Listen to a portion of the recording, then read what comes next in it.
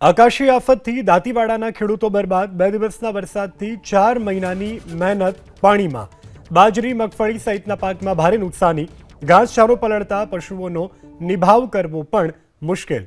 આ દ્રશ્યો છે દાંતીવાડાના કે જ્યાં ખેડૂતોની મહામહેનત પર કમોસમી વરસાદે પાણી ફેરવી દીધું છે। ખેડૂતોના મોંમાં આવેલો કોળિયો છીનવાયો છે।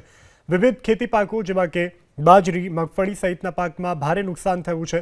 ઘાસચારો પણ પલળી જતા પશુઓનો નિભાવ કરવો પણ મુશ્કેલ થશે।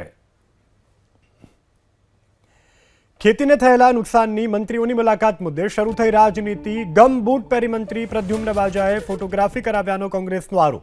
મંત્રી નરેશ પટેલે ખેતરમાં જઈ માત્ર ફોટોગ્રાફી કરાવ્યાનો કોંગ્રેસનો આરોપ। સરકાર નિષ્ઠુર બની છે, અમિત ચાવડાએ આરોપ લગાવ્યા છે। કમોસમી વરસાદને મંત્રીઓએ ફોટો સેશનનું માધ્યમ બનાવ્યું। ખેડૂતોના દુઃખના સમયમાં મંત્રીઓ ફોટો સેશન કરી વાહવાહી કરાવી રહ્યા છે। ભાજપના ધારાસભ્યો માત્ર પત્ર લખી ખુશ થઈ રહ્યા છે। જો સરકાર ખેડૂતોની માંગ નહીં માને તો કોંગ્રેસ આંદોલન કરશે।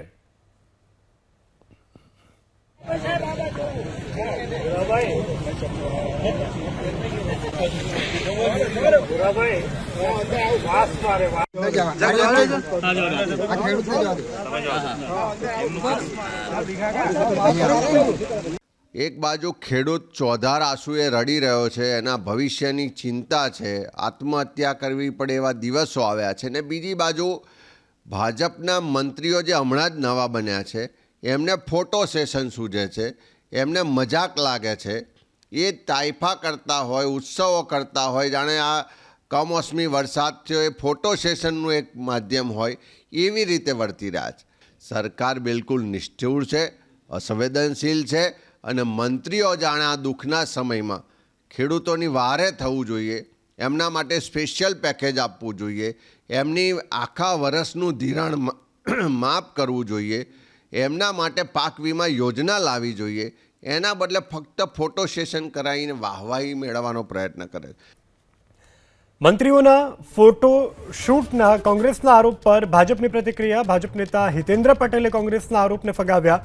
ખેડૂતોના નામે રાજનીતિનો કોંગ્રેસનો પ્રયાસ। લાઇમલાઇટમાં રહેવા કોંગ્રેસના નેતાઓના નિવેદન। ખેડૂતોના નામે રાજનીતિ અયોગ્ય, સરકારને સકારાત્મક સૂચન કરશે તો આવકાર્ય, હિતેન્દ્ર પટેલે કરી વાત।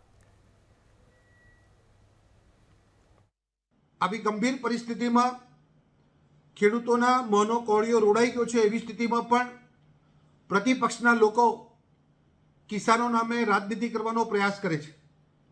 ગુજરાતની જનતાએ છેલ્લા 30 વર્ષથી જેમને જાકારો આપ્યો છે એવા લોકો પોતાની રાજકીય જાજમ જાળવી રાખવા માટે આ ખેડૂતોની બાબતોને તોડી મરોડીને રજૂ કરે છે, જૂઠ્ઠી બાબતો રજૂ કરે છે અને સુર્ખીઓમાં રહેવા માટે, લાઇમલાઇટમાં રહેવા માટે અનાપ શનાપ નિવેદનો કરે છે।